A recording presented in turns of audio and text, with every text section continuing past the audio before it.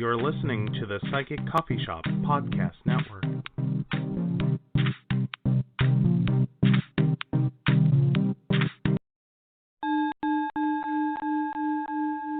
You're listening to the Psychic Coffee Shop Podcast Network.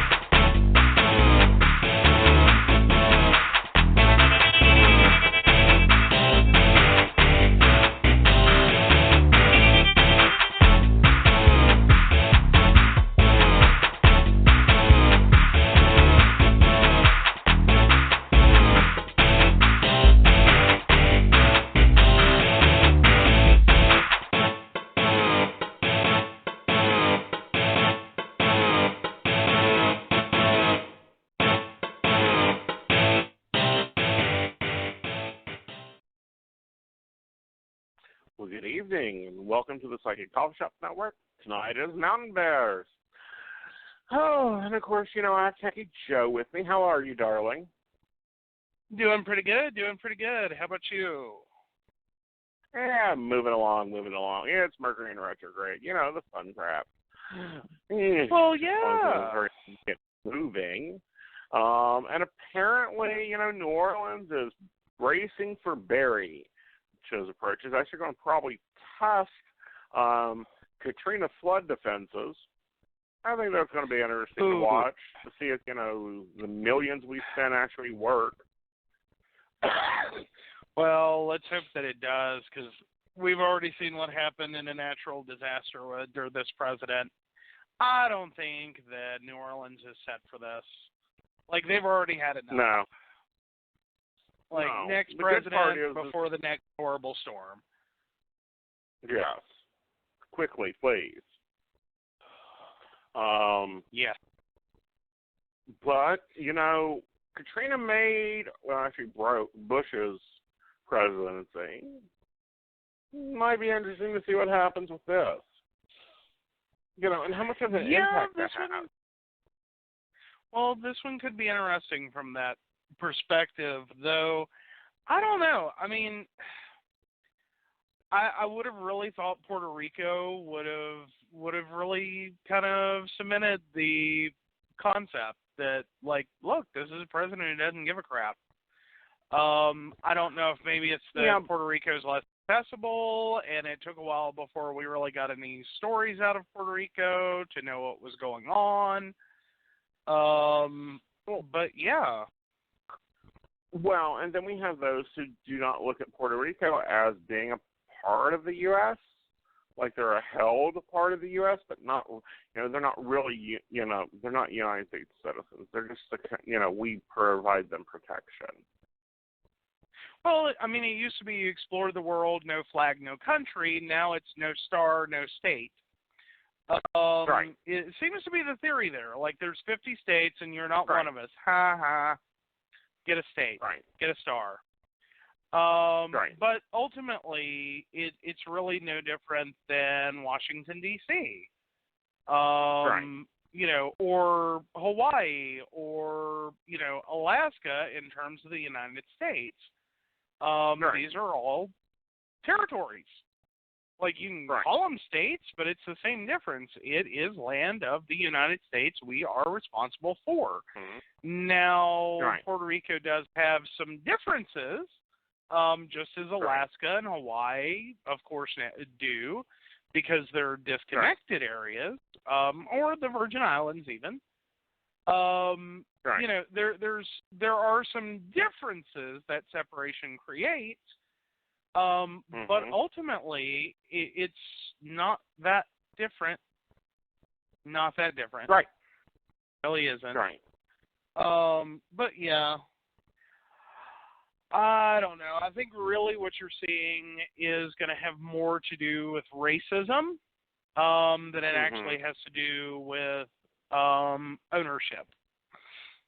Right. You know, when And you know, if the storm hits New Orleans horribly, and TV News can put a bunch of crying white babies and women and on television, I think they'll actually get aid.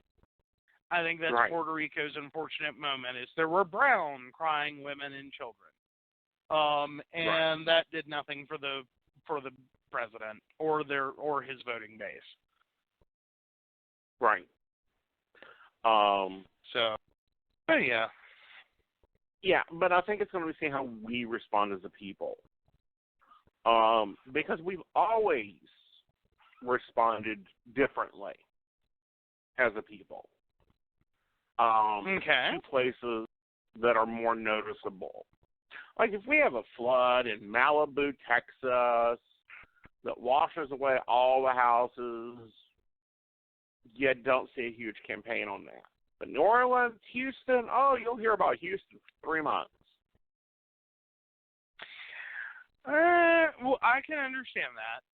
I mean, there's a certain aspect to that, and I mean, we even do that here in West Virginia. I mean, is anyone even surprised when Welch floods anymore? Like, or Mullins? I mean,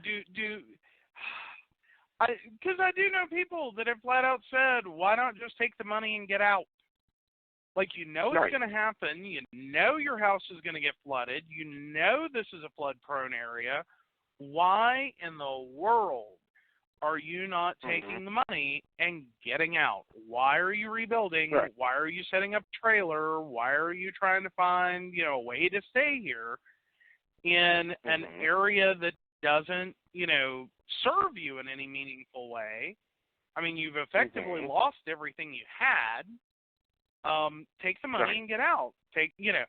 I guess I almost want to look at those people, and especially in West Virginia, because you do kind of get that heavy religious influence in this area of God works in mysterious ways.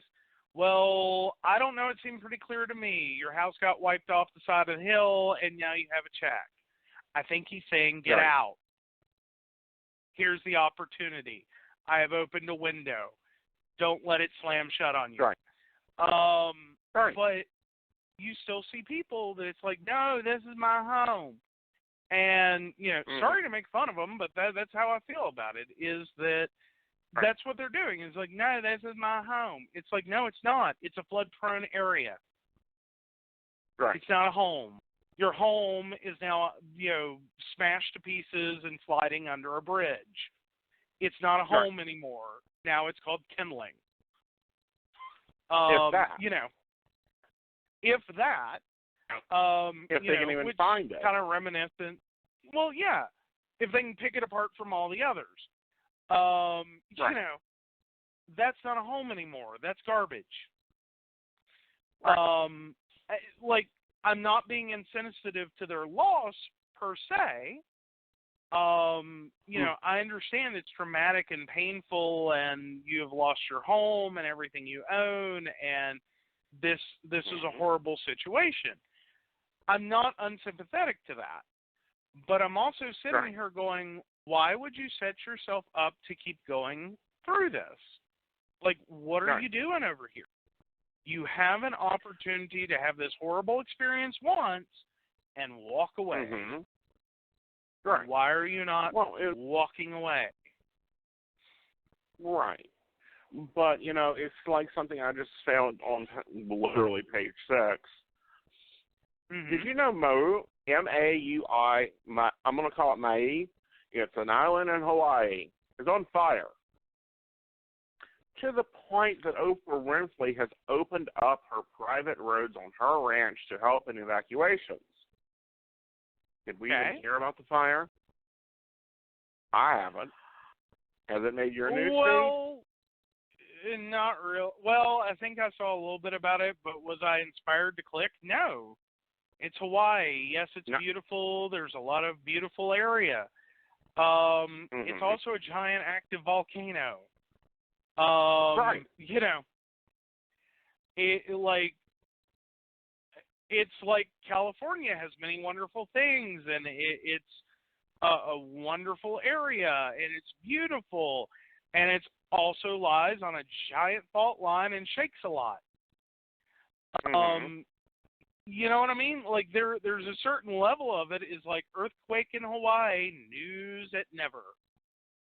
Volcano erupts or fire starts in Hawaii or California, news at never. You know, snow in West Virginia, big shocker. You know, in like January or February. Like, big shocker there. Couldn't see that coming. Like, needed a better crystal ball, I guess. I don't know.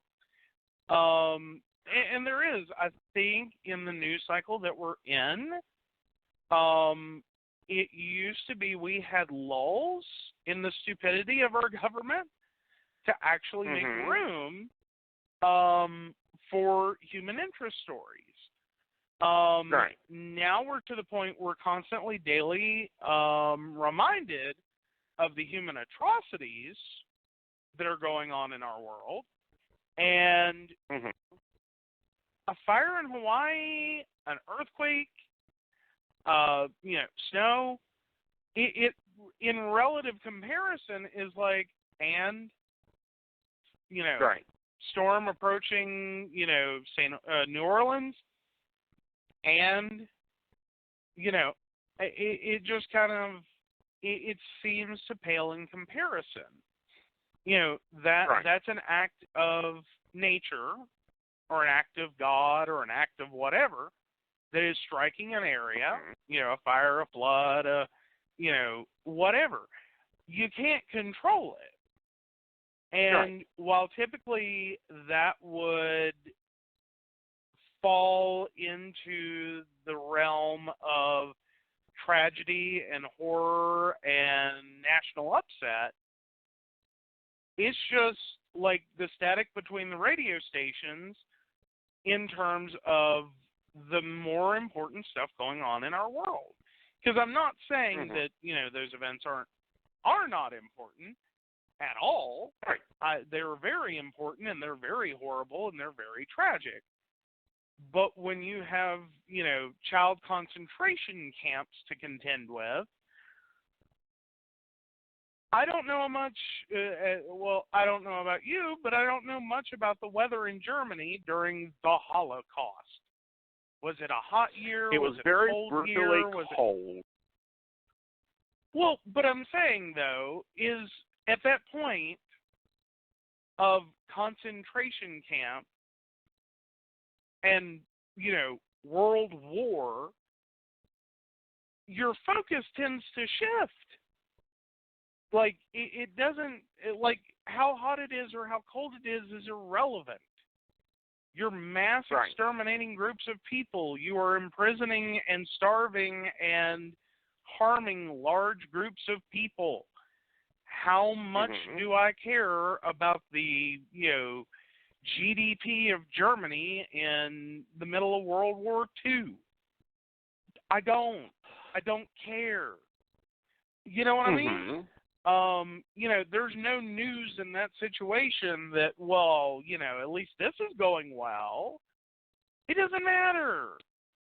Or, you know, a fire broke out on Mr., you know, Johnson's farm in, you know, the countryside of Germany.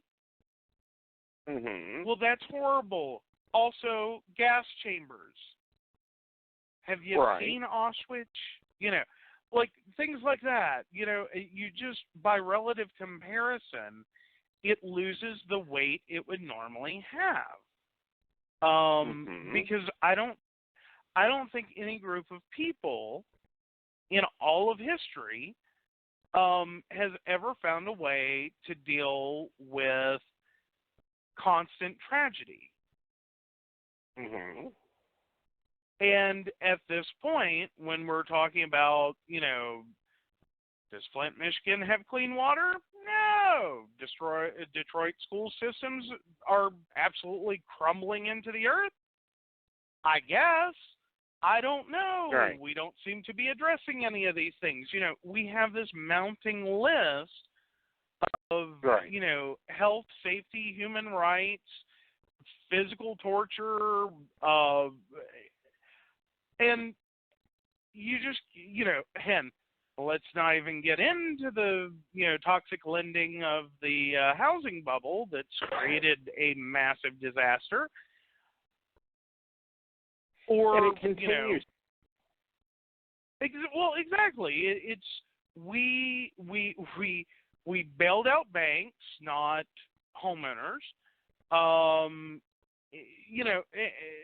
We're going to sit here and keep defending, border security, not helping the people in their custody. We're going to keep, talking about, what a tragedy something is, but we're functionally non-responding. Not only at an official capacity as a country that could aid in these events, but even as a people, I think we've just hit the point of I can't take anymore.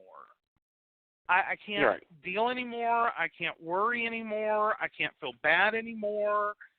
I just want it to stop. But I have no individual power to press a button, make a phone call, whatever, and on my physical own, make it change. And at this point, the only thing we've got is the next election. And even at that, we also know that we're contending with, gerrymandered voting maps that basically create a likelihood the incumbent will remain in power in any given election year.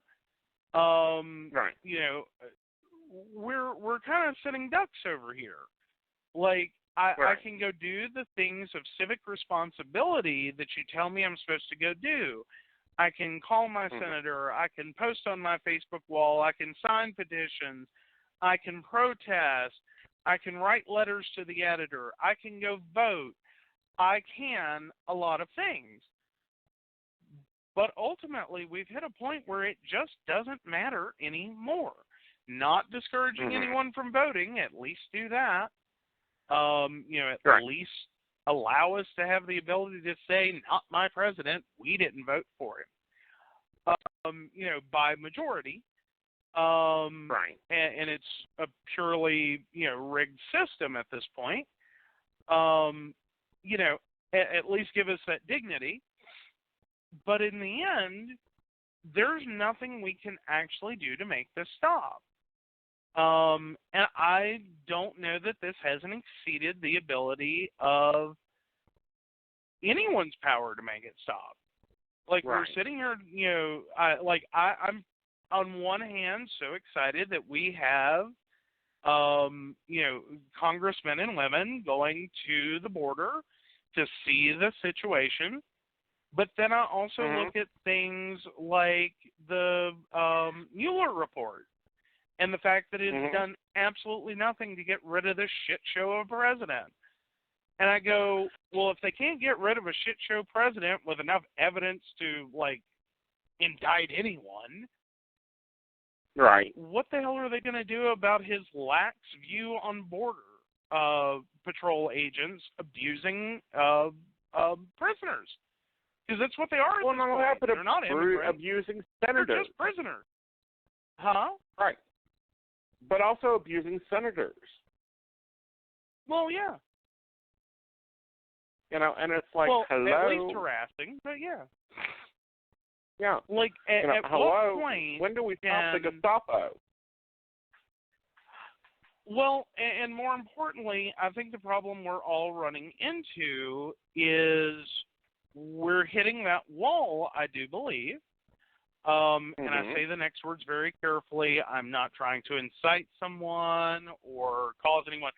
I'm just saying, point blank, if the rules of civic engagement, i.e., voting, letters to the editor, talking about the tragedies, drawing attention to them, news stories about them, if none of this is causing any action in what at least the majority of people would sit here and go represents a complete and total moral failing of our government to in any way meaningfully intervene in these people's lives and allow these tragedies to continue,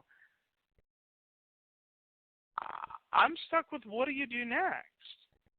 Because at some point, and I would hope that our government is at least considering that aspect of it, is when the rules of civic engagement to solve a problem are no longer functional, the next options are not things you want. Right. Like, they're not things I want. They're not things any American wants. They're not things that the government wants.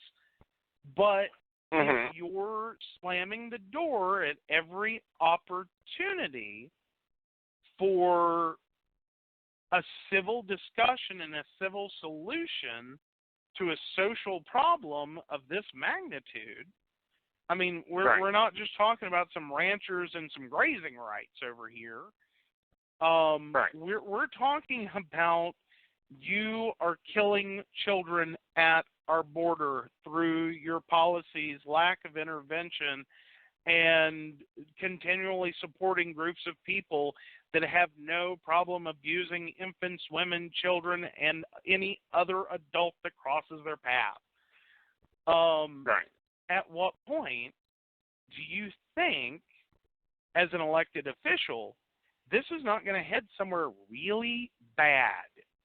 And I want to keep drawing emphasis to the words really bad, because, no, I don't want it to happen. I don't think it should happen, or I would hope it doesn't happen.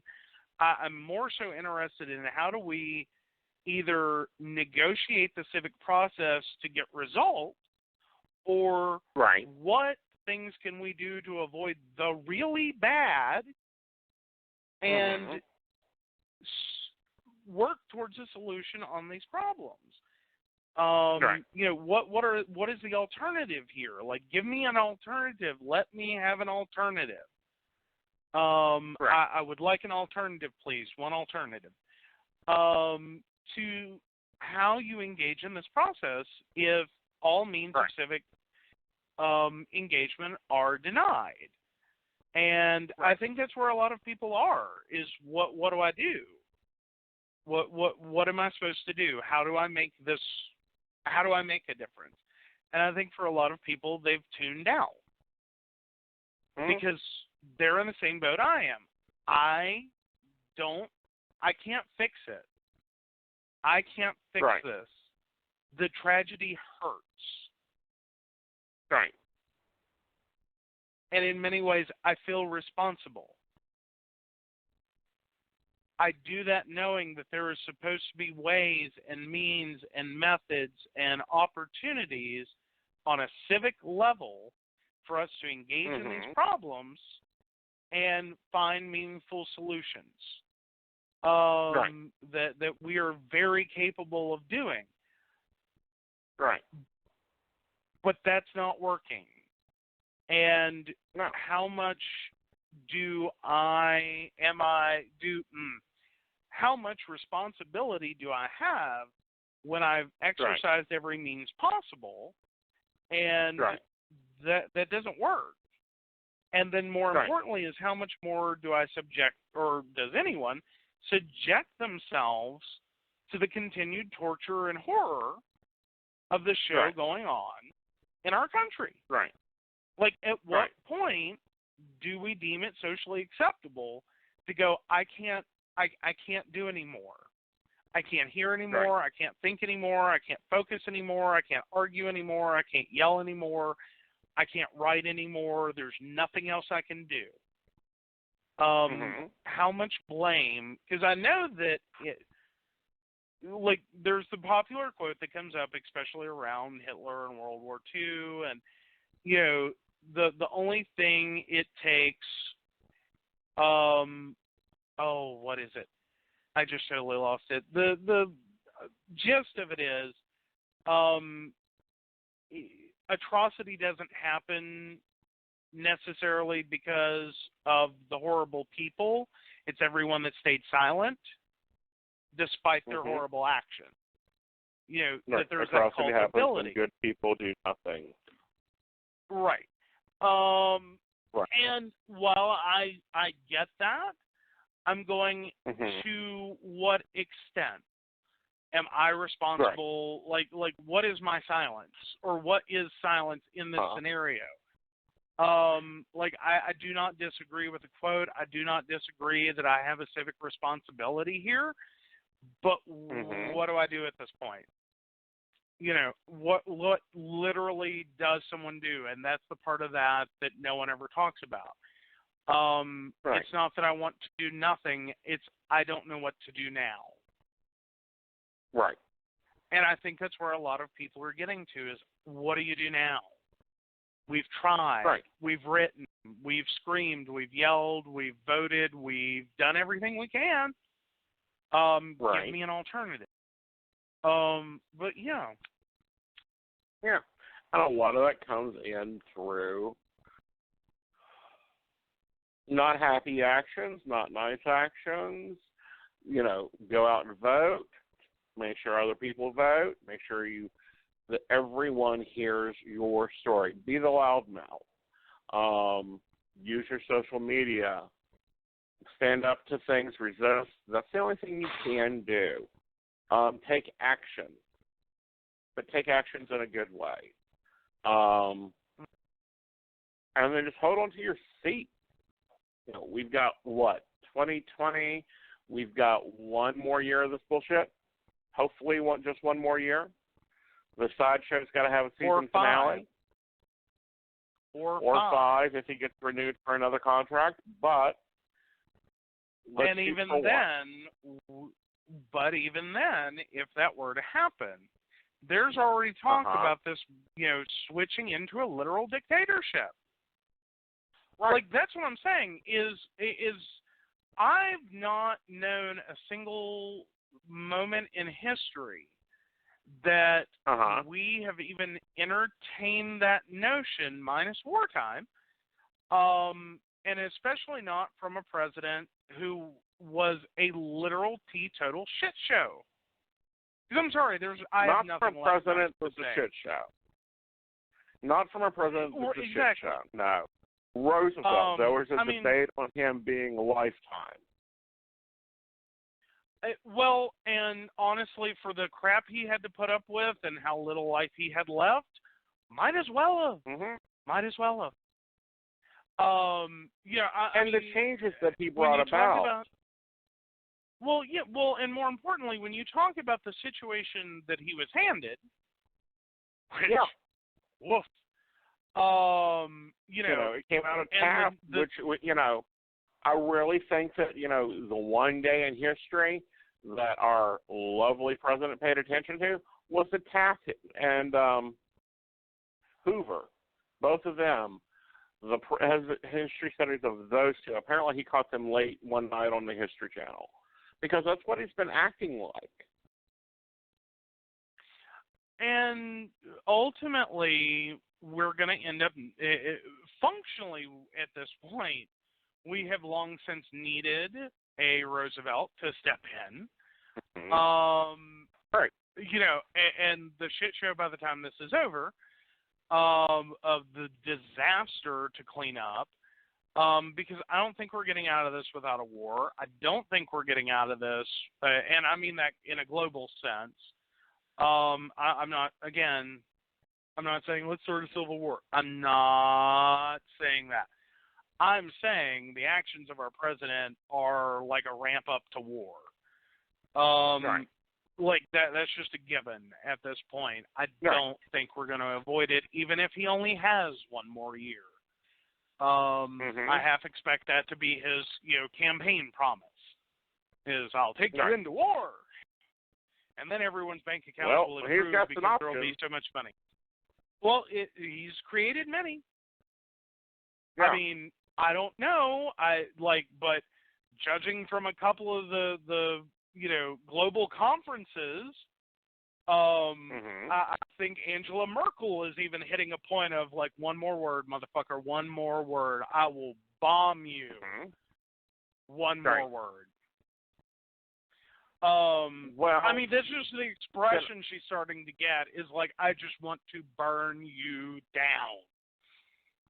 Right, because I mean, even the Queen, hell, she was like, oh, dear God. I mean, there were memes of like, is he gone yet? And it's like, I don't think we've ever had a president when there was not a national issue going on during a state visit be protested as much. Well, I would say George Washington wasn't having a great relationship with England at the time, but, that's debatable. No. That's debatable because the British themselves wanted rid of the colonies. Their finances couldn't support the colonies. That's why there were so many taxes. So, in a way, he was kind of like, thank God, get the hell out of here. But we don't want to lose the territory. Like, you might have stuff that we need. No, and I get that. But that's what I'm saying is, no, I don't think the United States and England have had this many problems, at least since the Revolutionary War.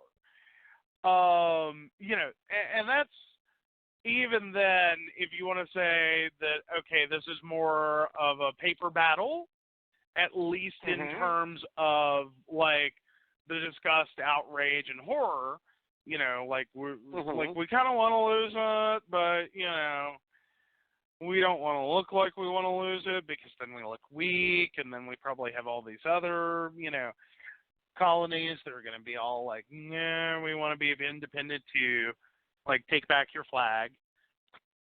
Right. Even if you want to look at it from that perspective, no. I don't think we have actually had that many problems. And that's fucking Canada.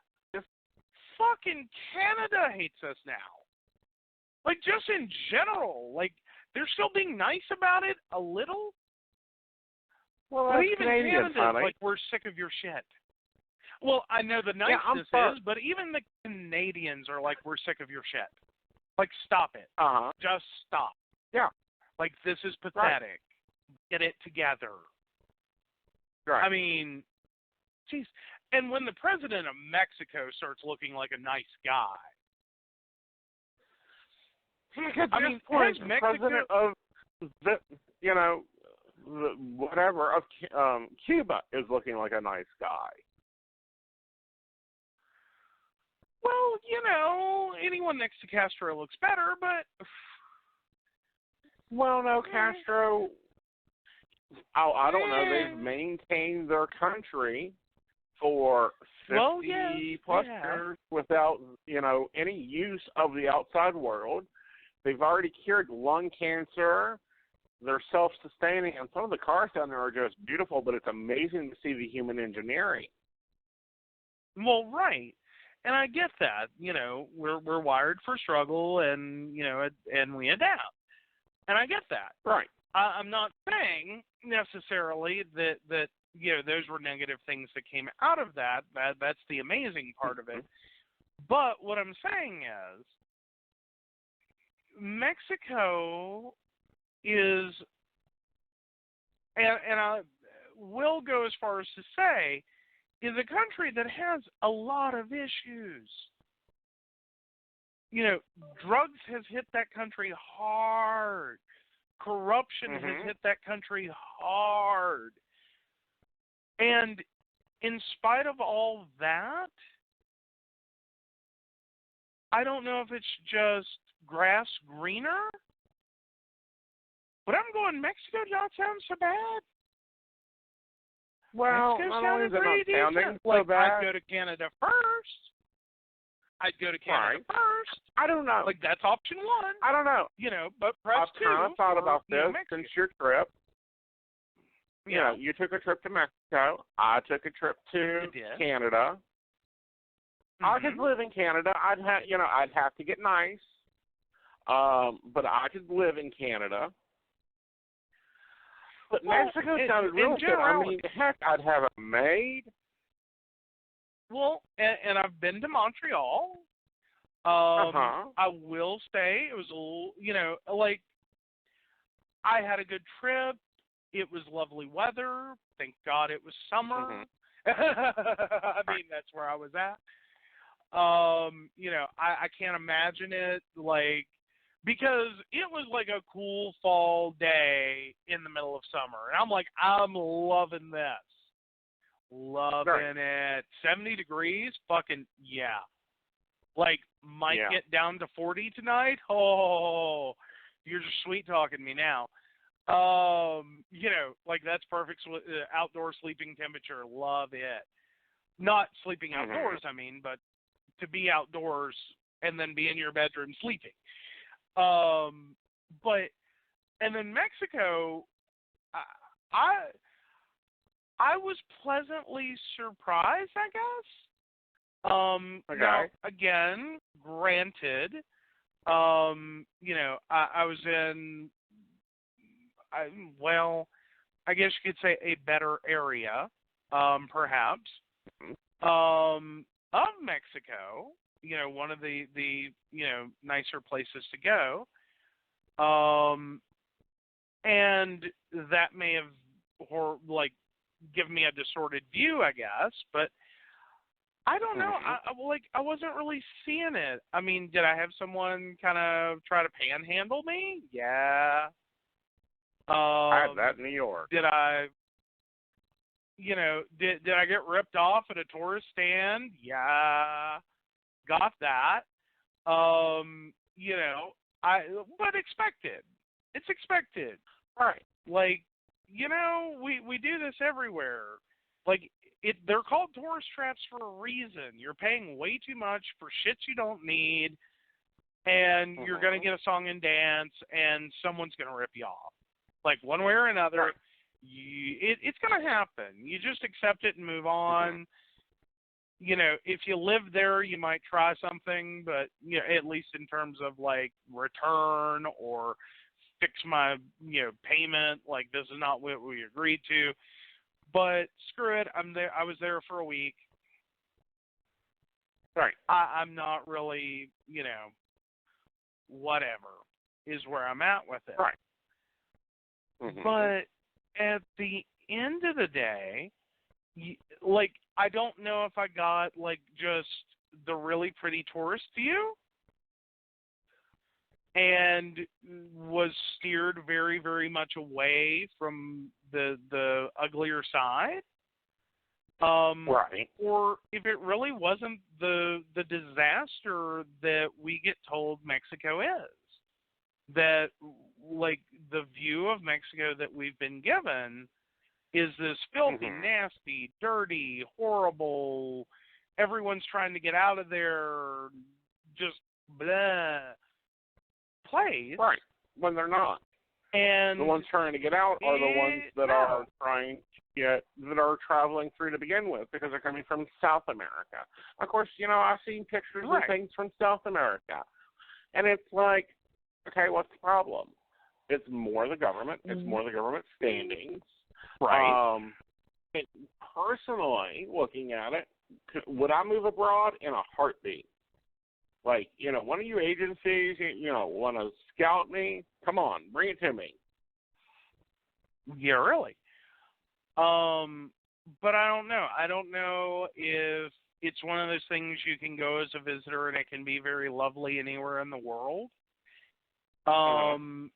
Until you actually have to live there and pay taxes and buy a house and buy a car and find a job and deal with people and, I mean, I know aspects of that are going to always suck anywhere in the world that you go. It's never going to be always pretty all the time. You don't get to live on vacation. You live to take them. But you don't get to live a vacation life. Well, without hitting a Powerball or two. I have expensive tastes. Well, I need 2 Powerballs. Well, I know. But really, honestly and truly, we could live in, we've had this discussion, when an opportunity's popped up before. We could live anywhere in the world. Literally. And that we if could. it has internet and cell phone, financially, let's yes. go. Yeah. Well, and there's always that problem, and, there's always that option. Sorry, not problem, but there's always that option. And it does lend itself to at least a little daydreaming of, can we just step out of this? Right. And what would that look like, and what would that be like, and how would we make that happen? What's that going to do? What's it going to cost? What's it going to be? And I guess probably my biggest fear to ever pulling that trigger is going to be, I'm taking images of a vacation, and I'm gonna get stuck in my head that I'm gonna go get to live a vacation, and I'm not. That's not what it's going to be. That's not going to be how it works. That's not going to be the deal. And still at the heart of it, I'm from the United States of America. We have a bad reputation all over the world. And what does that actually end up looking like as far as, immigrating from the U.S. to somewhere else? Like, how much of that do I get stuck apologizing for? For instance, I do know that a lot of Europe, there's this kind of thing where if you're identified as being from the United States, you can end up taking a lot of flack from like random person on the street over the so to speak, the global concept of the United States and everything going on. And it's like, my last name's not Trump. I'm not running for president. I have no control. There's nothing I can do. I'm sorry, Americans or people from the U.S. are often horrible tourists and disrespect your culture and disrespect your country. And, I get that, and I understand your frustration. I can't fix it. There's nothing I can do about that. I would hope that on a world stage people would get that, but I do know that a lot of the world, people in general, it's easier than to blame, to be angry and blame, and be angry and not want to have a discussion, but just discharge that anger. And so their approach isn't to have a civil conversation or mind their own business. It's to attack and put people on the defensive and try to make, to scapegoat everything they think about the horrors of that country, of the person who's visiting, onto a single individual. And I don't think anywhere in the world could you take the anything going on in an individual country and outside of its elected officials, try to dump that on any one person. It's ridiculous. But happens all the time. And happens very frequently, very aggravatively, and it's like, oh, dear God. But, that's one of the things that we've talked about is moving and the benefits of moving versus staying. Because I'll be honest, when he came into office, I was like, yep, I'm moving to Canada. Make room, reserve the suite, I will be up. Right. Well, I think And in the a only lot of reason I ways haven't left is because of everything else that was growing at the same time. well, right. Well, and it's again one of those things. It sounds awesome, but despite sounding awesome, there's a lot that would go into that. Again, it's not like going on vacation where it's, well, stop the paper delivery and get someone to feed the animals and, all right, we're just going to, be back in a few, decades. Like, no, that's not how it works. It's like, what do we take? What do we not take? What are we going to buy when we get there? Where are we going to live? How are we, your suitcases or computers and sort everything else later. And while that's one approach to that, well, no. While that's one approach to that, it's how much of this is going to serve us long term. I mean, do you really want to own, 2 houses in 2 countries? Do you really want that aggravation? Well, no, and that's why we're taking one thing. We'll tell the neighbor next door, hey, sell the place. He's a realtor, by the way. He's a wonderful realtor. He sells a lot of places. He can get us a check. And that would be my position on it, to sell it. We're not coming back.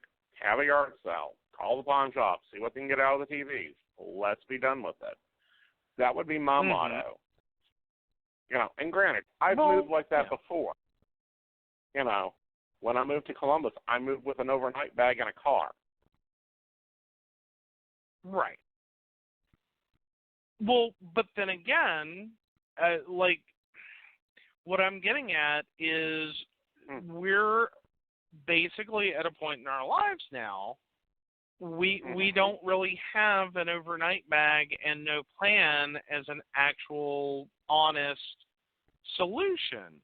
I mean, yes, if we need to escape persecution or things like that, we can figure it all out. Just get us out of here. But otherwise, I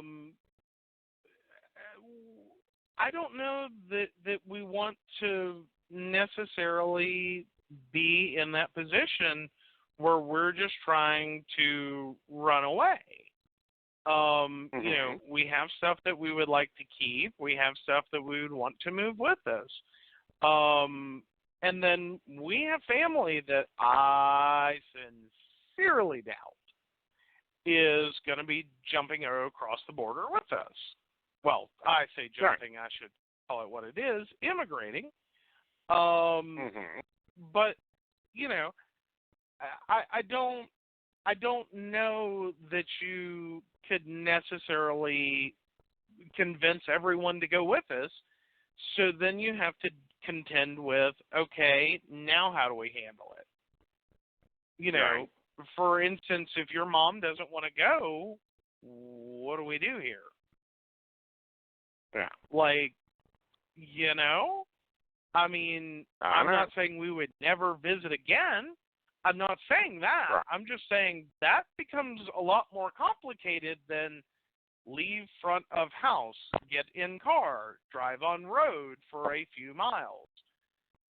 Right. Pull up in front of mommy home, park car, go in.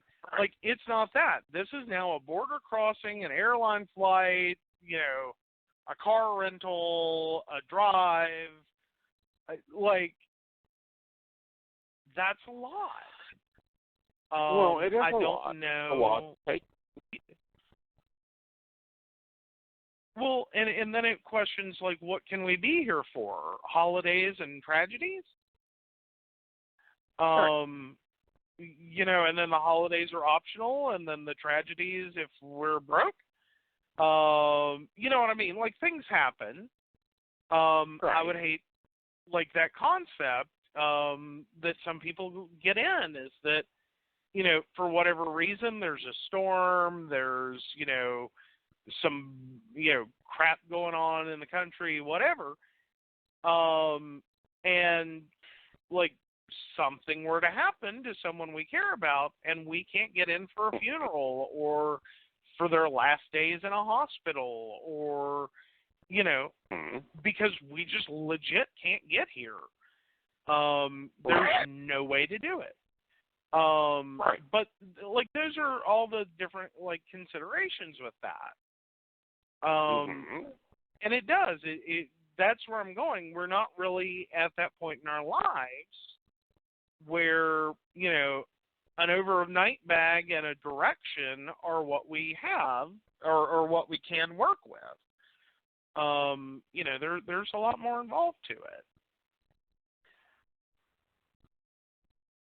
I can see your point. And that point's valid. Very valid. And those are differences, and those are kind of differences in the views.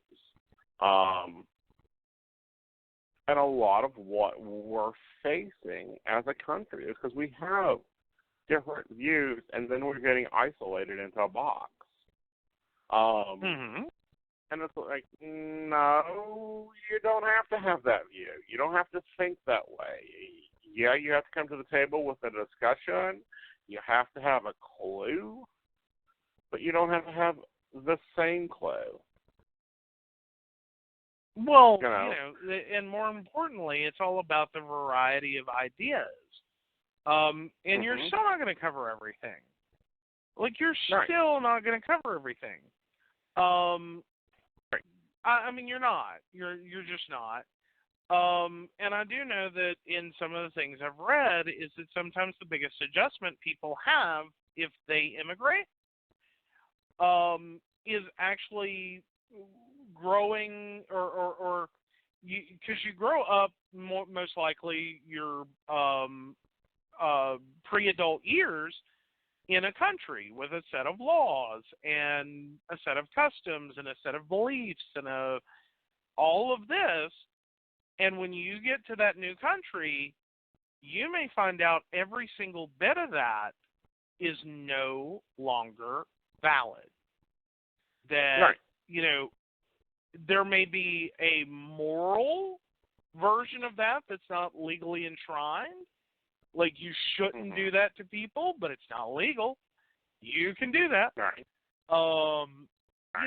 And you kind of sit there and you have to break the attachments of, oh, that's illegal. Well, not here it isn't. Here it's Tuesday.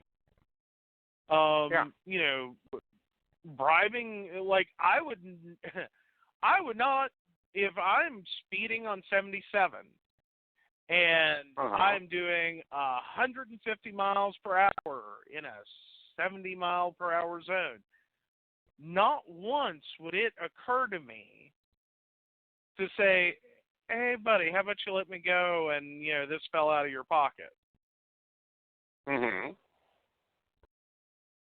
Move to Mexico, I may have to very quickly get used to, I was doing, 35 and a 35, and hey, buddy, this fell out of your pocket. Just because that's how that country works. Whether I'm using that just as an example, I'm not saying that is, but I'm saying, that's the kind of differences. Nowhere in my head does bribing an officer come to mind. But in other countries, it's purely normal. It's and Tuesday. It's cultural. Yeah.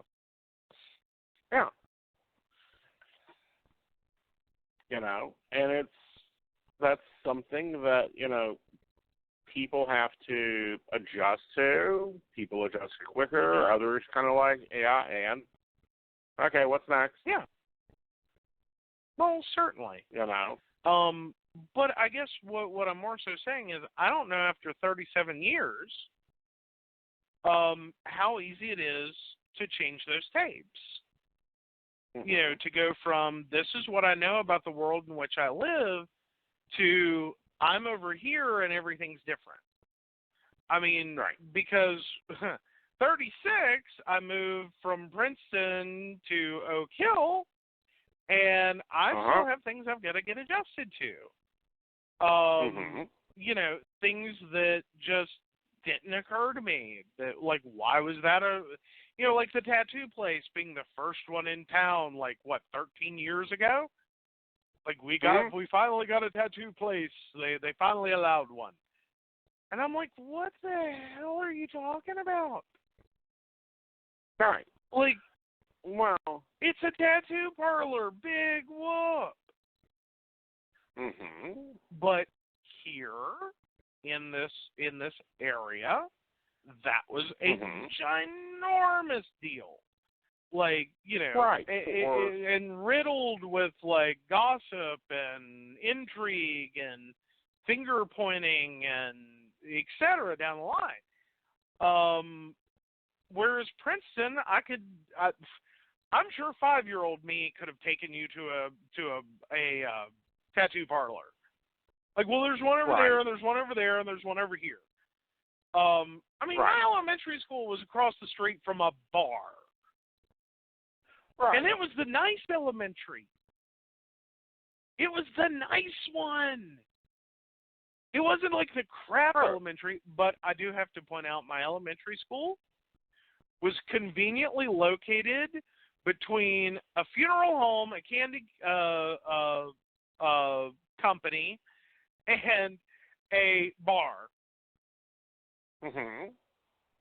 Like, this is like, just try to imagine, like, there's like this block in Princeton. There's like 4 churches, a funeral home, 2 funeral homes on that next to the school, actually. You know, there's a bar, and it's just crazy. It was the craziest street, but that's a totally irrelevant point. But no, I mean, but this was totally normal for me. But I'm sure someone just heard that and went, yeah, funeral homes next to a school, there was a bar, what? Like, what kind of ratchet neighborhood were you in? Like, that is not a school neighborhood. You should know.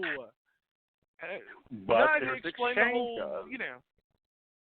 Yeah. You know, but there's exchanges. You know, you're still getting used to me walking up and slapping you in the ass in the middle of the store and not giving a damn. Or, you know, flirting, you know, at, you know, normal everyday stuff that you're in Princeton, you're like, nope, don't do that. Nope, don't do that. We don't do that here. Well, or walking outside lighting a cigarette. Oh yeah. Yeah. But no, it's because there are, you know, and especially on smoking, not West Virginia, but Mercer County has a lot more going on around that. More than West Virginia, actually. And it does. That one just gets awkward everywhere. But no, I mean, there are aspects of that. And it's mostly, I think my bigger concern was not the people of Mercer County. Like, I want to make that really clear. Like, Mercer County, pretty progressive. It's not that. That was the problem. It's more so it's kind of like, how to best describe it? If you were in a desert and you are dying of thirst, this would be the first oasis. Because this is where everyone ends up, Mercer County, for groceries and everything else that are at least coming from McDowell County. Like, it's their shortest route to the grocery store is to hop the county line. It is their closest, or one of their closest hospitals, and where a lot of their doctor's appointments are.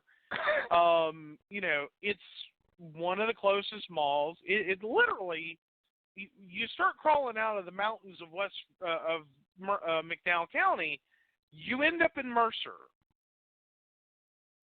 So it leads to there being a very interesting group of people. Right. Like, I'm not inherently trying to throw off on McDowell County all the time. It's just McDowell County has been passed by on so many levels. And some of the people that remain there, for lack of a better word, I don't want to say it choose to live there. I don't know that necessarily that describes a whole lot of them. I know it's been often said that most of them are trying to get out, would love to get out, they have no way out.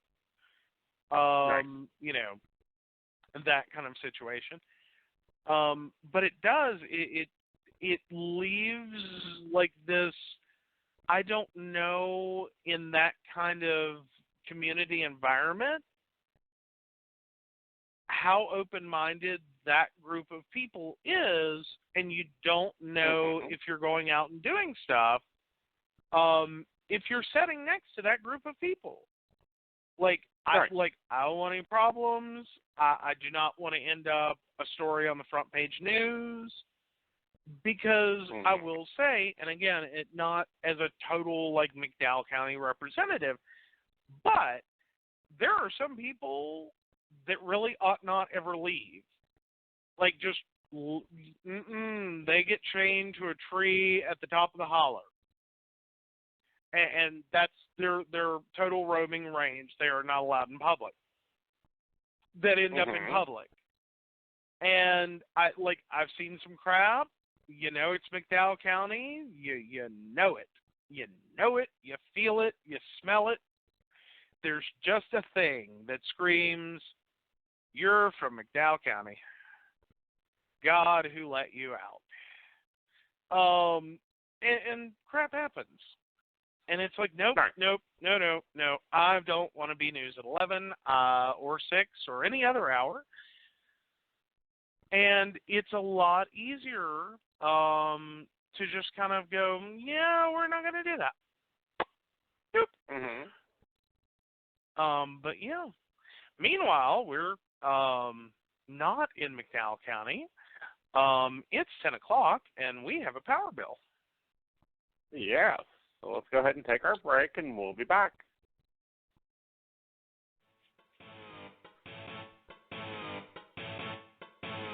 Do you like a little more grrr with your coffee? Then tune in to Mountain Bears here on Blog Talk on Friday nights at 9 p.m. for the latest in LGBT topics, current events, and technology. Every Friday night we'll be here. Join us as the Mountain Bears explore these topics and more. So I'm a cat, and I just moved in with this new human, and she's got this little toy she's always playing with, all day long. Tap, tap, tap, tap, bloop, bloop. She can't put it down. There it is. Oh, and get this. She even talks to it. Last week she asked it for Chinese, and guess what? Egg rolls showed up. Like magic. Humans have cool toys. A person is the best thing to happen to a shelter pet. Be that person. Adopt. Brought to you by the Ad Council and the ShelterPetProject.org. Hi, welcome, relax, have a cup of your favorite topics with your host Aeson Knight. There's nothing like a good conversation to warm your soul and give your spirit a break now and then. Aeson have such a wonderful way of exploring topics like psychic phenomena, important topics in our daily lives from a psychic's point of view, and you never know who else will stop by. Live on Blog Talk Radio. So come on in. We made a fresh cup of Java just for you.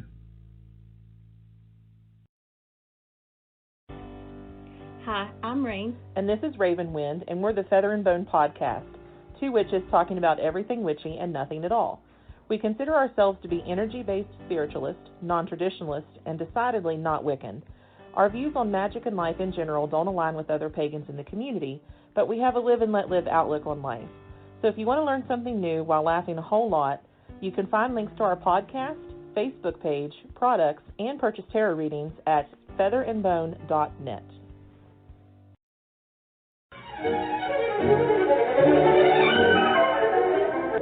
As a busy modern woman, I'm constantly on the go. Having to make multiple stops while I'm out shopping or getting things done just doesn't work for me. That's why I love going to the Crystal Lotus shop for every one of my metaphysical needs. They have all the basics like stones, candles, sage, plus they carry jewelry, herbs, cards, a variety of unique gifts, and several other items you're probably looking for. Uh-oh, sounds like my husband's old college injury flared up again. That's okay. I can count on the team of healers at the Crystal Lotus to fix him right up. They offer massage, Reiki, Kalamni, as well as other energy modalities, all performed by licensed, highly trained, and gifted practitioners. And while he's being taken care of, I'll sit down and get some guidance by one of their accomplished psychic readers. Oh, and did I mention they do custom orders and have gift certificates as well?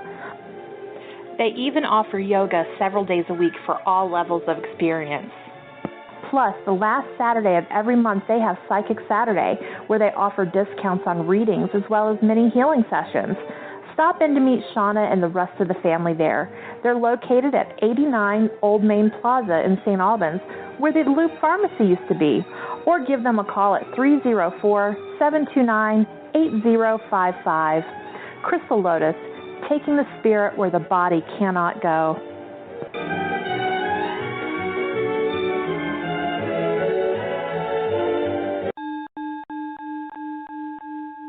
You're listening to the Psychic Coffee Shop Podcast Network.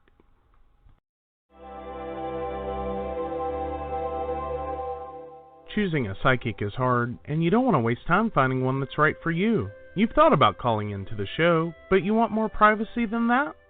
With services from phone, email, chat, text, and his network availability, you need to check out Aeson's website at aesonnight.com. Just a few clicks and you can have your own personal, private psychic reading.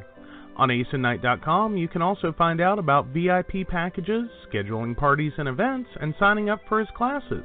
What are you waiting for? Talk to Aeson today.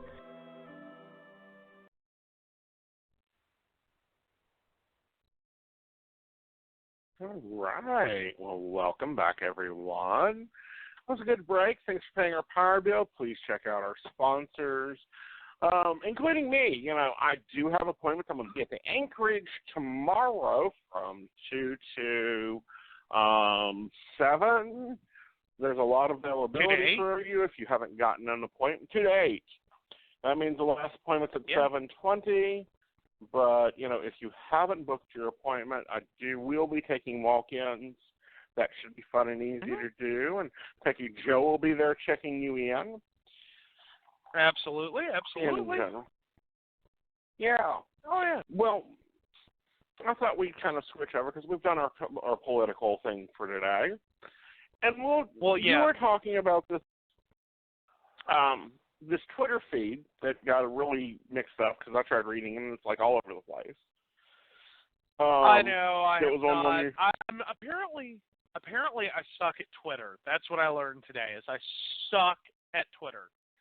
Like the one thing I will compliment someone on.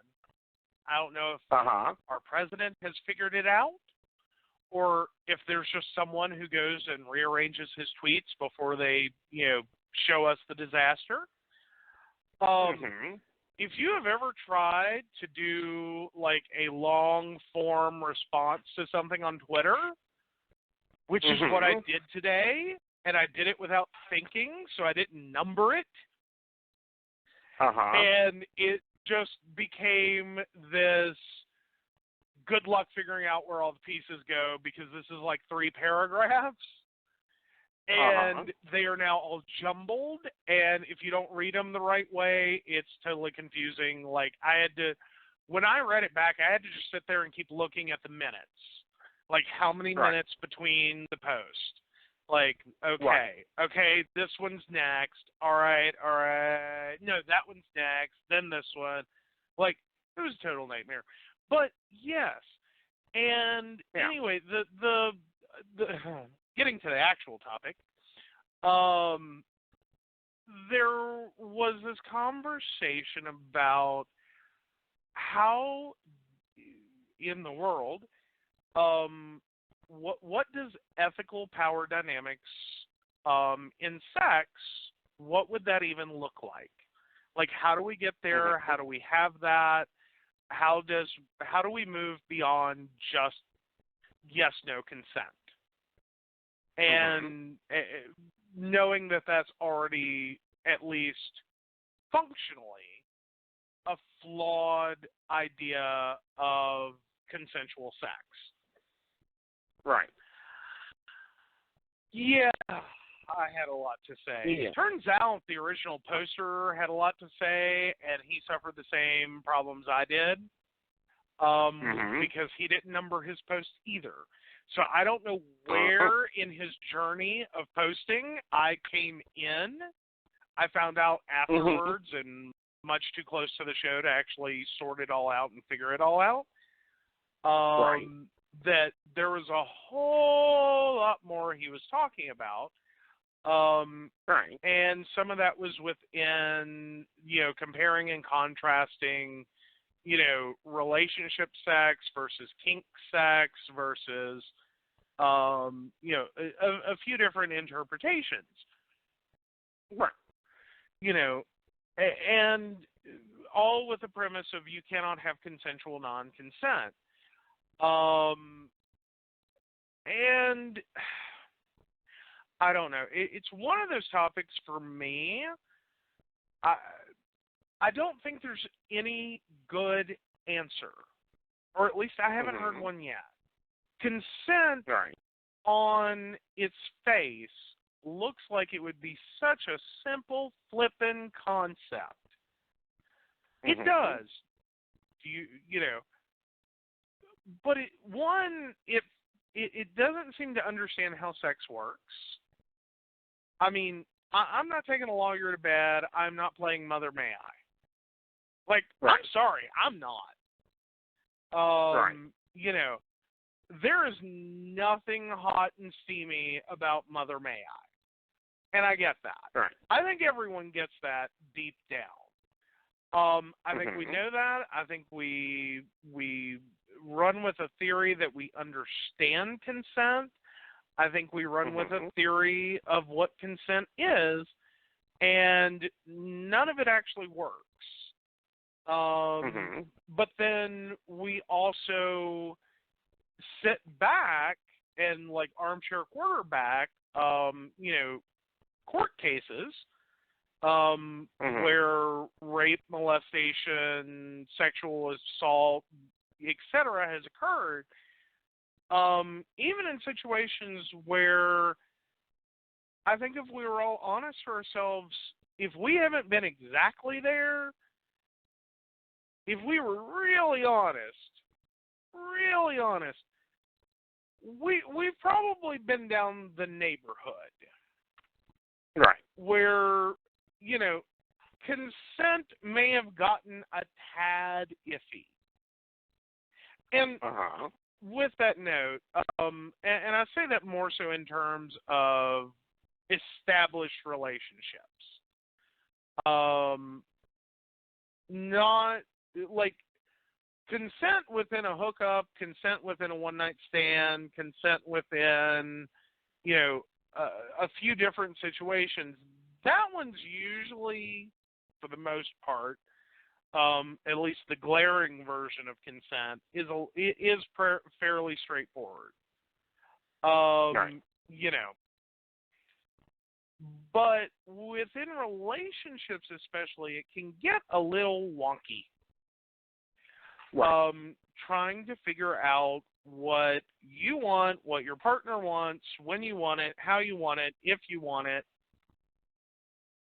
Do you like that? Do you not like this? What's going on? What are you into? What are you, And while some of that is negotiational. Like, you can sit here and have conversations about it. There's also the times it can be really hard to understand the concept, especially based on various situations. Like how,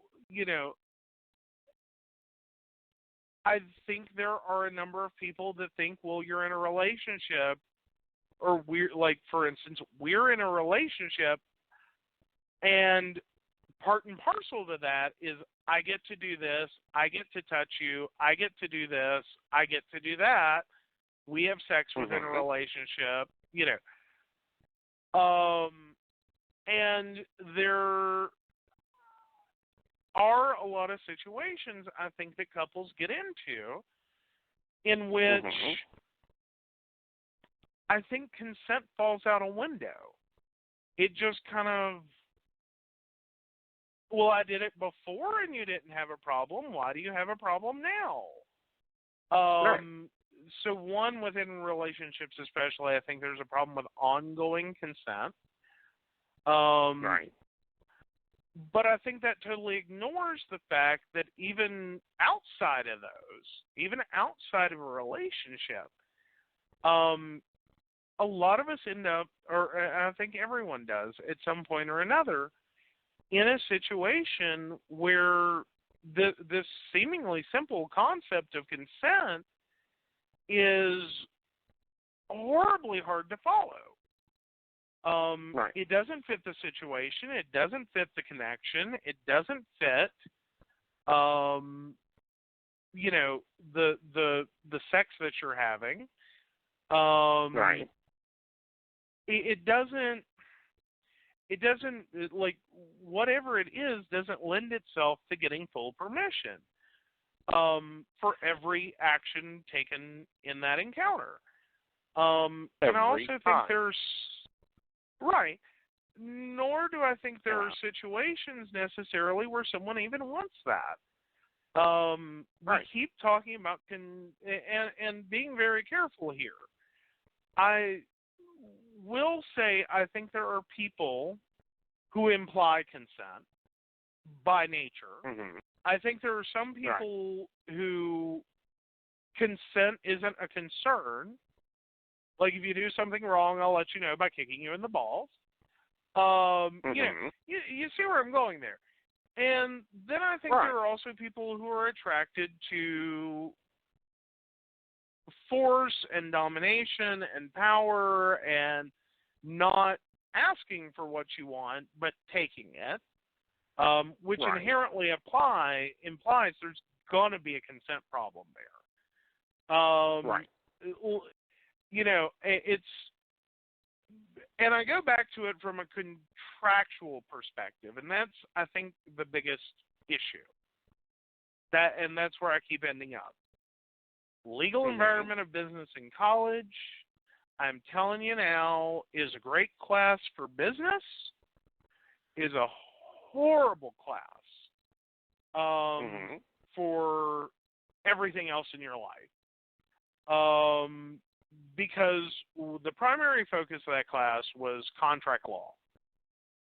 Consent is a huge part of contracts.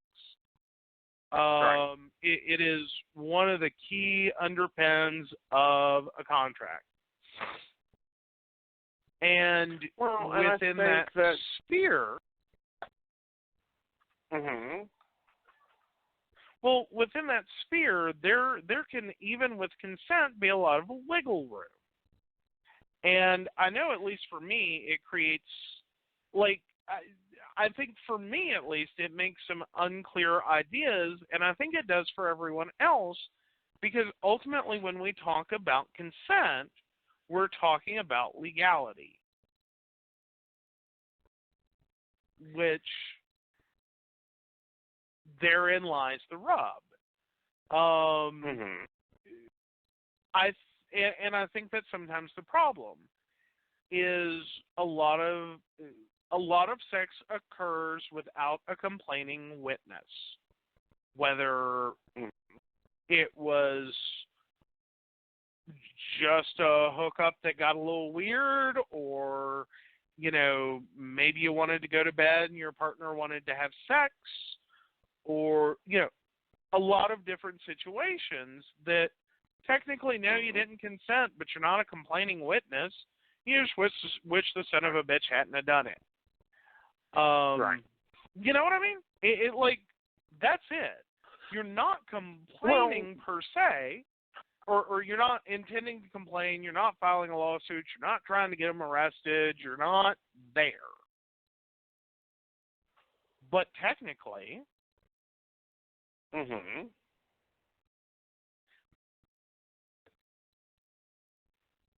and your thoughts? Okay. Well, my thoughts is that there isn't one pattern, and I think that a lot of people want to treat it like a pattern, like, oh, this applies to everyone. This applies to every relationship. It applies this way. Every relationship it applies that way, and it doesn't. Relationships are negotiated item for item, and should be. At least with me, they normally are. And then when something else needs to be renegotiated, it needs to be brought up. Not in the heat of the moment when you're right about to do it, but when you're already thinking that it's changing. You're already seeing something different. You already have an opinion on it. Mm-hmm. Go back to the table. And I think that's the problem we have in relationships now. Why we see so many relationships failing is they try to put them in a box. This box fits this thing.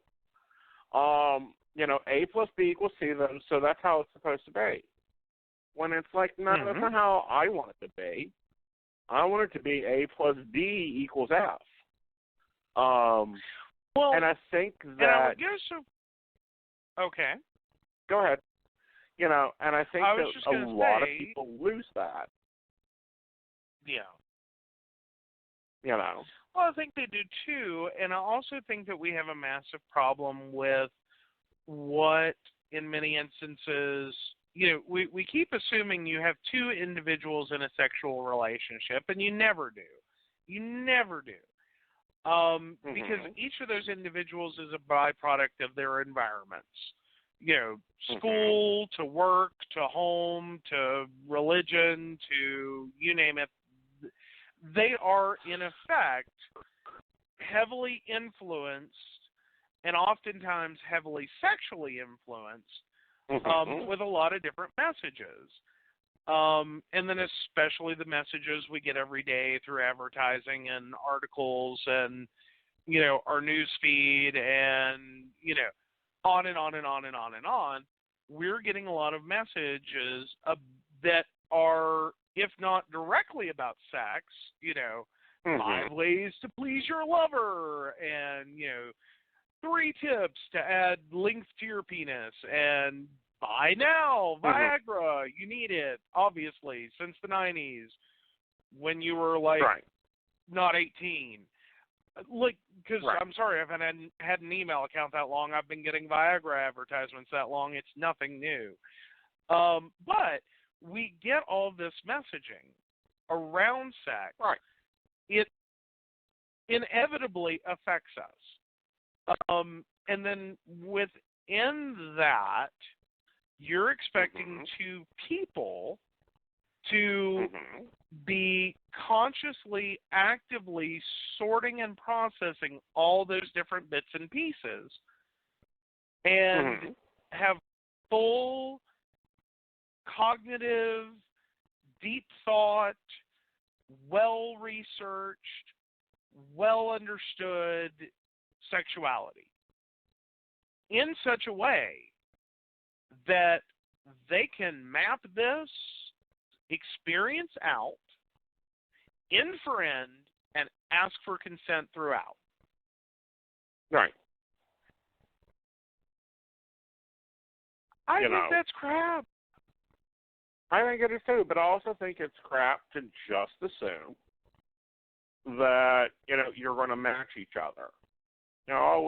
We've been in a relationship for 10 years, so, we've already negotiated this and this out 5 years ago. That doesn't mean it stands for today. It doesn't mean that it stood for yesterday. I think we have a large problem communicating when there's issues. I think that as a society and the plethora of porn, which for some reason, people can't understand that you can't look at your car and say, drive me to work, because that technology doesn't exist yet, but has this long-standing idea of what, that, 12 hours of hot sex always occurs, and if you do A plus B, it'll equal, this desire or that desire, or, and it's like, that's not how that works. Hello? These are the important things that occur here. This is where you should be looking at realism. And I think even in the kink community, we get a lot of what I call stupid ideas. Okay. With, if this happens in porn, then it should happen in real life. No, not really. Do you know how many horror stories I hear of people that have tried that? It's like, oh, please, would you knock that off? There's a lot of times I just want to reach over and slap a dom when he's going, well, you can do this and you can do that, and he gives you, no, it doesn't. That ain't there. Did you negotiate it? Well, no, I don't need to. Or, partners that have different viewpoints on different things. And instead of going, so what's your viewpoint on this? They just assume that, if you don't like this, well, then we can't do it. When it's not even having to do with that. Mm-hmm. It has to do with, okay, well, what's your GG to my GG? Well, and I think that what you ultimately hit on is also some of the problems that people ultimately have in discussing their wants and needs, and being heard and appreciated through them. At least in so much as having that honest conversation. Right. And I kind of go back to this model in my head. I don't think most abusive people fully comprehend that they're abusive.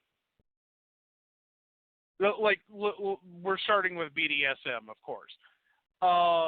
Should have clarified.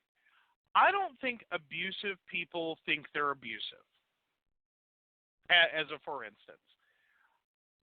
And I think that ultimately what they may see as a little rough sex, to them literally it's a little rough sex because they're not incurring the damage.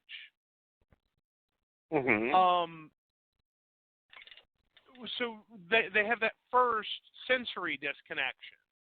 Like, they're not on the receiving end. Right. Then, for a lot of abusive people, I don't think they actually, there's usually an empathy problem. They don't understand the pain of others. Like, do it to them, they'll totally get it, but that still doesn't mean they understand it also does the same thing to someone else. It doesn't just hurt you because you're a special little snowflake. It hurts. That's the deal. Right. Or if it actually doesn't hurt them, they really cannot understand how that's causing you pain. Right. But then I think we overall, as a people, and I say this within the consent concept, we are the biggest liars to ourselves. Like, we will lie to ourselves more than anyone else in the universe. And so there's usually a certain amount of cognitive dissonance between how we perceive what we're doing and perhaps how other people perceive it. That, again, back to that, well, it's just a little rough sex, and, well, it doesn't hurt when someone does that to me, or I can't imagine that hurts, and I'm not a bad person. Create a perfect storm, and especially within the BDSM community, for someone to claim that, they're dominant, Mm-hmm. And the reality is, no, you're an abusive asshole. You're hurting people. You're causing them pain. You're going to fucking kill someone or injure someone severely. Like, stop it. Like, stop. Get out. Yeah. You're not part of this community. You're not welcome here. But then within not only that, but you know, and a lot of that comes because as a culture, when it comes to sexual things or relationship things, people don't want to go into class. People don't want to sit down and read a book on, okay, how does A plus B equal C? How do we get from here to here with this level of euphoria that we want to cause? No, I would actually hazard to say that everyone wanted that class, and what we got was called sex ed, if they got anything. Right. We got sex ed, you know, and that has nothing to do with sexual relationships and healthy ones and sexual negotiation. I would even hazard to say it has nothing to do with consent and everything to do with mechanical parts going into mechanical parts and avoiding pregnancy and STDs. Right. Now, but, you know, nowhere in there is that designed for, typically, for kink communities, trans communities, bi communities, gay communities, lesbian communities, or anyone else. It is a purely heterosexual, heteronormative, semi-Christian idealism of what sex, sexuality, sexual pleasure, and sexual purposes are. And often leaves a lot of people out the door. Right. You know, and, you know, but no, even like, example, the ethical slut, more than two, tops and bottoms. Hell, even Dan Savage's show. A lot of educational stuff there. People don't want to hear it. People don't want to get into it. They don't reach out. They don't go, okay, what is A plus B, and have you heard about C, and how does this fit in? They just, you know, think that, oh, well, if it's in the video, then this is how it happens, and that's what I should do. And I'm sorry, it drives me crazy. And, yeah, I've read all those books. I've, you know, attended a lot of things because of my job, but also because of my life. And I find that it's very... The damage I see out there drives me crazy. It's like, what, a couple months ago we were talking about, I don't know if it was on the show or in person, this supposed, neat keynote there, supposed master who was filling his boys with silicone and treating them like crap. And I'm like, that's not BDSM. Who in the hell told him this? How did he get this mindset? I think we actually got that into a show. We got that into a show. Okay. Yeah, and we did. We discussed him. Also, side note, he's back in California and looking for boys. Saw that the other day. It popped up in social media, and I was like, oh, like, really? Okay, here we go again. But no, I don't think it's that people never wanted that information. I think, however, life experience has taught them to not seek that out, to not ask the questions, to not even try. And a lot of that has to do with parental influence, cultural influence, religious influence, and then the fear, shame, and stigma we set up around sex. Like we've walled that off as much as we possibly can. originally, and to an extent, to protect children, ironically enough, as they're a massive growing demographic for STDs and sex-related problems, because I'm sorry, if they've hit puberty, they've also seen porn, get over it. Like, especially now. Like, I did it with dial-up. I can't imagine what I would be doing with Time Warner or Suddenlink or wherever, or whomever, service provider at, like, a bazillion bits per millisecond. I don't even know. It would probably have been horrible. But within that concept, we're taught that sex is dirty, shameful, and horrible in an attempt to wall us away as children from getting into sexual situations. The problem comes about that as we march out of youth into young adulthood or pre-adulthood, those last few years, even then,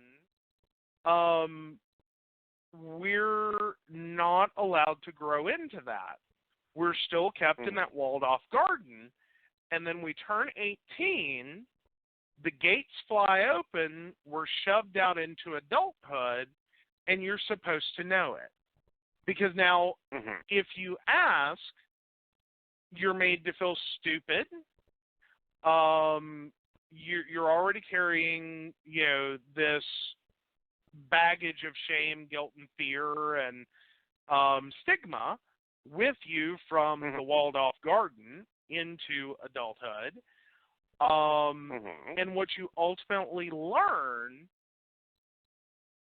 can, in many ways, end up being inspired by random event. Whether it's while watching a pornographic film or reading a book or whatever, and Google. One way or another, this all eventually leads to Google. And then you're at the mercy of the material that's out there. Usually written semi-anonymously. If you're lucky, you find someone like Dan Savage, but quite frankly, Dan Savage replying to someone, that's not a lot of space to really into a topic. You hope he points them, like if you're finding this third party, if you're interested in a thing, Dan Savage has done an article or a show or whatever on it, you hope, or the hope would be, there's a point to resources and books and materials and learn more and, figure out what the hell you're doing. But in many cases, it's a lot of random material. A good chunk of it may be fiction. And it doesn't really explain it. Like, you, as the person, have an interest that you're already, because it's not heterosexual, penis and vagina, missionary sex, it already lands in that category of dirty and nasty and perverted and whatever words you want to put on that. Like, it's instantly there. But you have the interest in it, and you may not necessarily go looking as much for, the how-to guide as the, pornographic version or the erotica version of, someone's fictional experience or what looked good on camera. And it does, in many cases, well-written story, a well-written, or well-shot video. Sorry, guys, I'm still getting over this sinus thing. I'm tripping over words. but a well-shot video, it's appealing, but it in many cases sets up an unrealistic expectation for the novice, someone who's never done this before, as to what that experience is supposed to look like every time. It may demonstrate concepts that are not beginner level. It may not clearly articulate that if you want to do this, you're going to have to learn some things. It's not going to provide you with resources. It's certainly not going to sit there and necessarily videotape the process. Like, there's going to be a lot of unanswered questions that you, as the novice, don't even know you're about to have. And I always kind of have to, in that moment of thinking about it, like, the best description I can give, and I know I've given it on the show before, and I know everyone's tired of hearing it, but get over it. It's the best one I got. Sue Johansson, wonderful woman, love her content, always have. Many years ago, caught one of her call-in shows. I was watching it, and this one half of a lesbian couple calls in, and she's asking, she's trying to understand. Her and her partner are into fisting, and every time she fists her girlfriend, she bleeds really bad, and is this normal, and on and on and on. And Sue Johansson is sitting there, and you can tell it's stumping her. Pun semi-intended. What's going on? Because this is two women. These are two vagina owners. You would think there are some obvious concepts that they should totally get. And so she's running through the list in her head, and, this woman on the phone is, no, that's not the issue. No, that's not what's happening. No, I don't think that's the problem. And then finally it dawns on her. And you just see this spark fly through Sue Johansson's head. And she goes, do you take off your rings before you do that? And the woman goes, no. Why?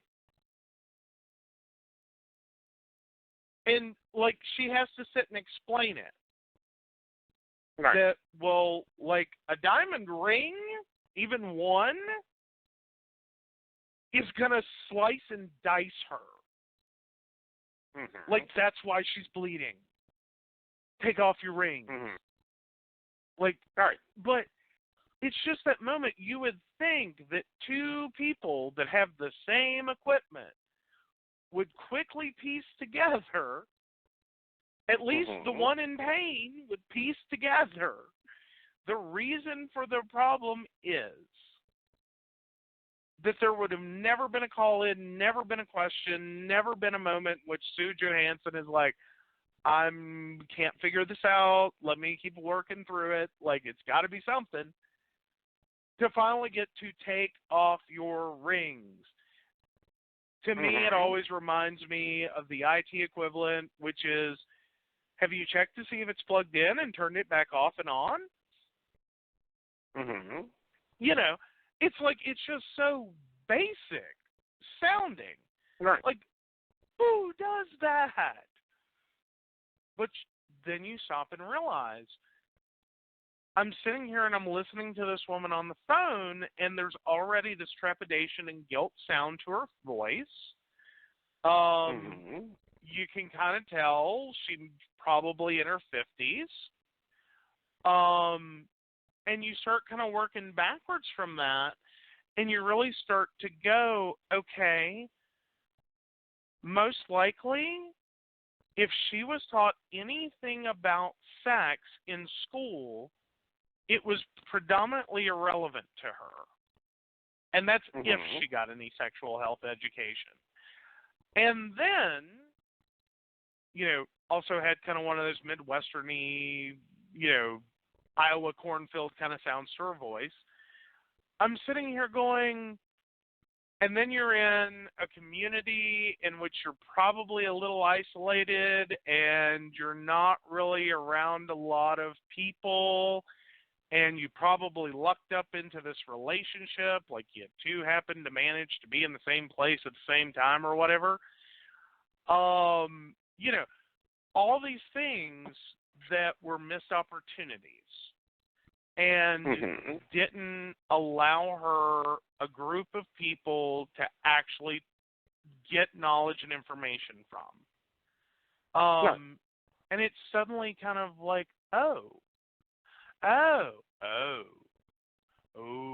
yeah, okay, I can kind of understand how she ended up calling Sue Johansson in the middle of the night to ask her a thing on her call-in show that half the people listening were sitting there in horror. I know I was. When Sue Johansson had to say, "Take off your rings." Like, really? That's just so basic.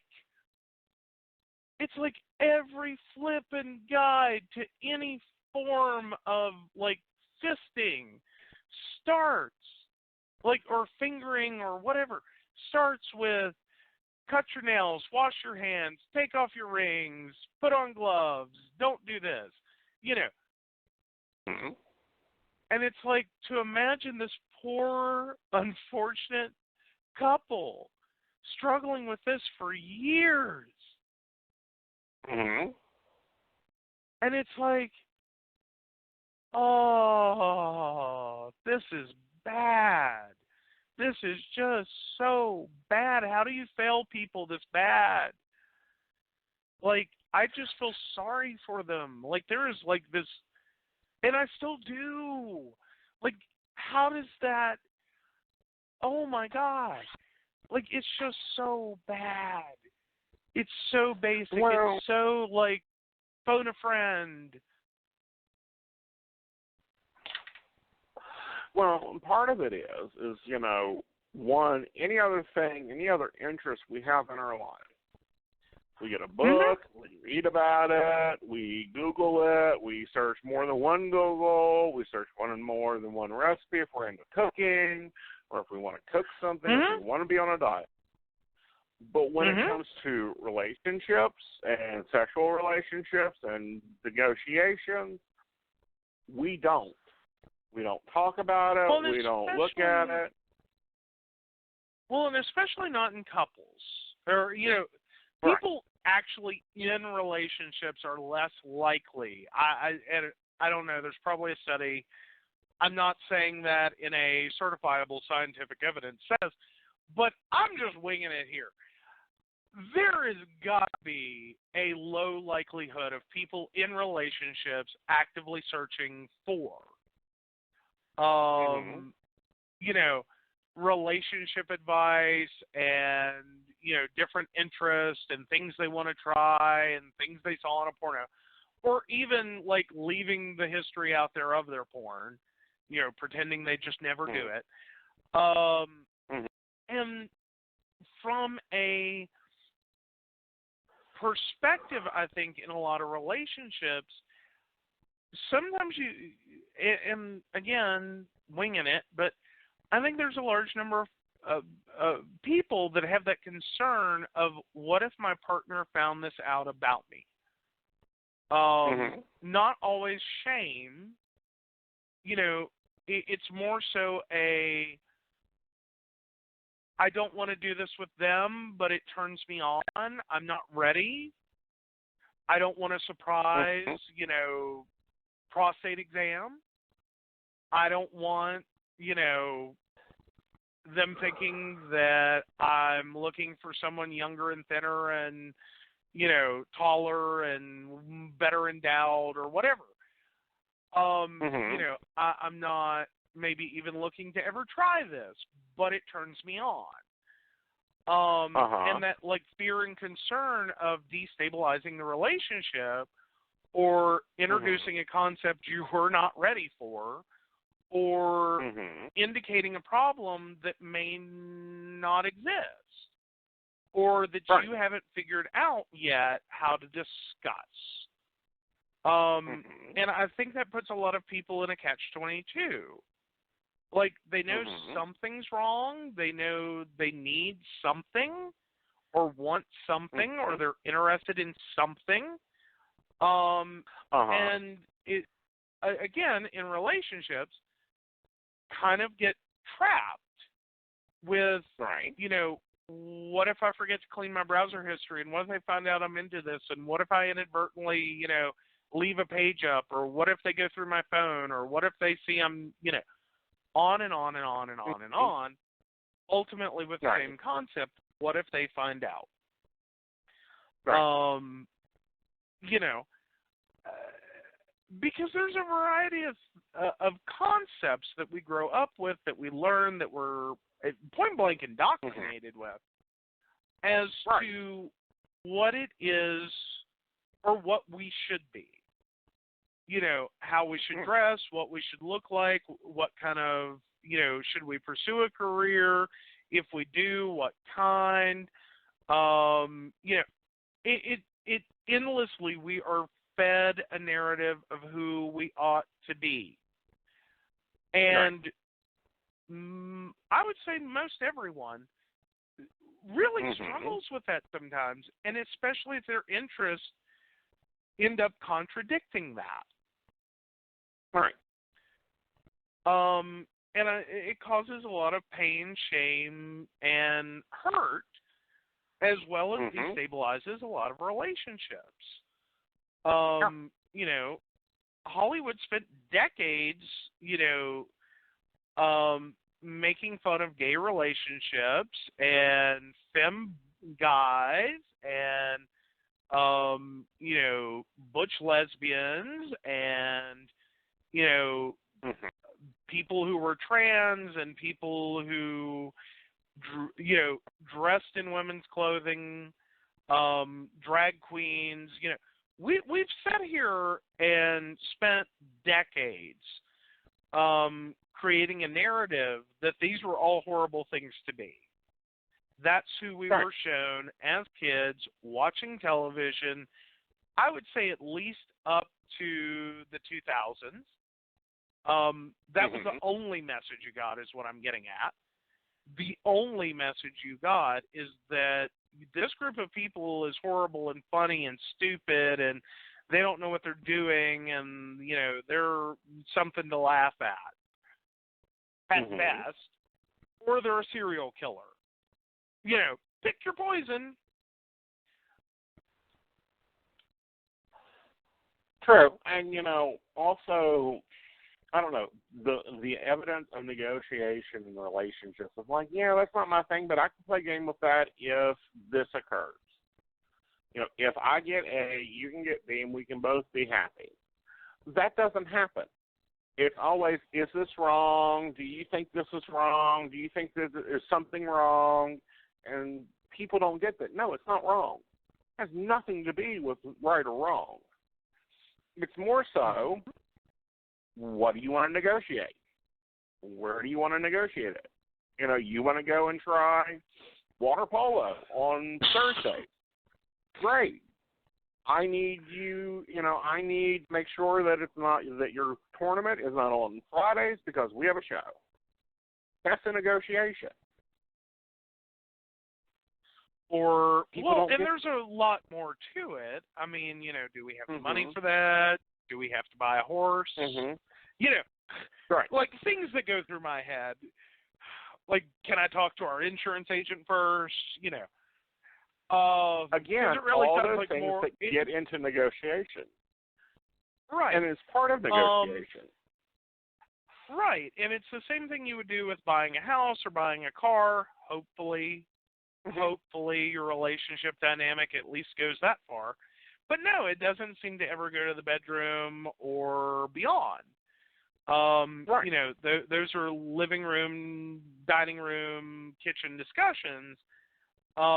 They never seem to ever make it to the bedroom until they do. But they damn sure happen a lot in courtrooms and law offices. Yeah. and then it's not a discussion, it's an accusation, blame, shame, fear, guilt, anger, disappointment, and, part of a war. Because, I'm sorry, I think most relationships fail over something that probably started at the beginning, not something that happened in the last 6 months. I really do. I really do. Like, even if it's the last, 5 minutes and you've caught them cheating, most likely that started at least at the beginning. Somewhere along the line, this fell apart. But or somewhere along the lines, something changed, and no one said, hey, let's talk about this.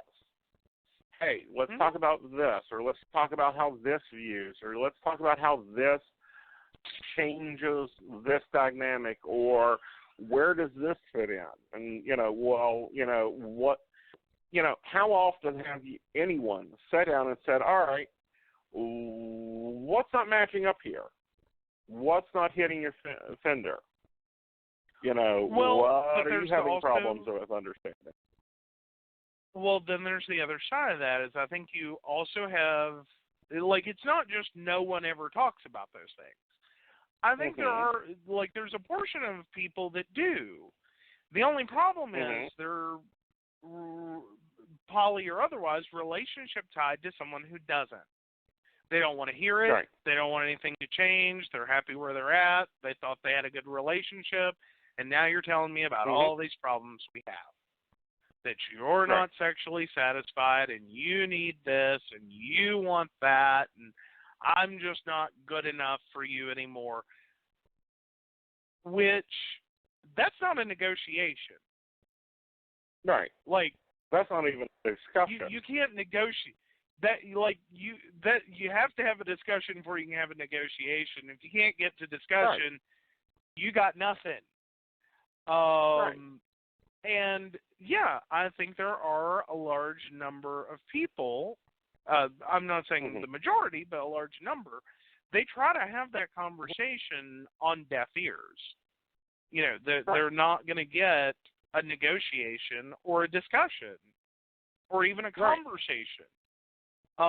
It's going to become what the hell is wrong with you? Why are you broken? What do I do to reset you? Where's the reboot switch? Do you have a virus? Is this signs of a disease? Which instantly shuts that conversation down. The discussion's never going to occur, and you damn sure aren't going to get to negotiation.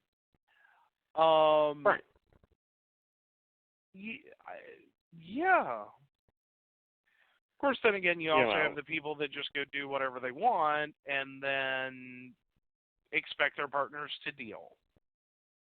Right. You know what I mean? Like they fulfill their needs, they accept their needs, they enjoy their needs, they want what they want. And then and that kind of references back to when I was talking about cheating. They do what they felt they needed to get what they wanted.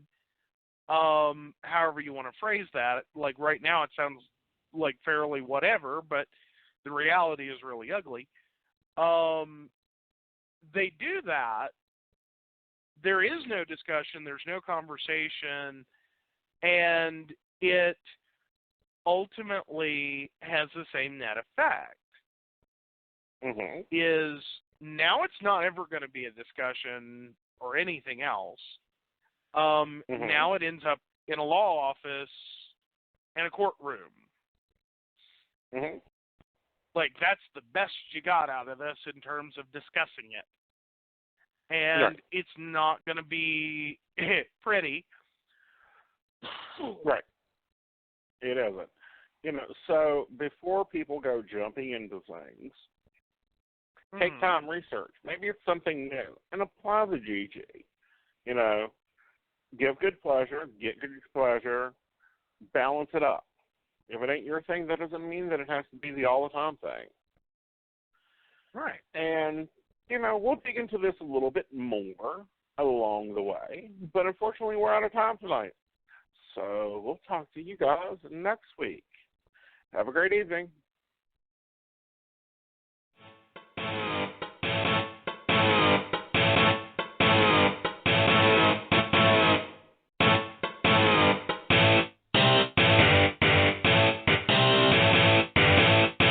Choosing a psychic is hard, and you don't want to waste time finding one that's right for you. You've thought about calling into the show, but you want more privacy than that? With services from phone, email, chat, text, and his network availability, you need to check out Aeson's website at aesonnight.com. Just a few clicks and you can have your own personal, private psychic reading. On aesonnight.com, you can also find out about VIP packages, scheduling parties and events, and signing up for his classes. What are you waiting for? Talk to Aeson today.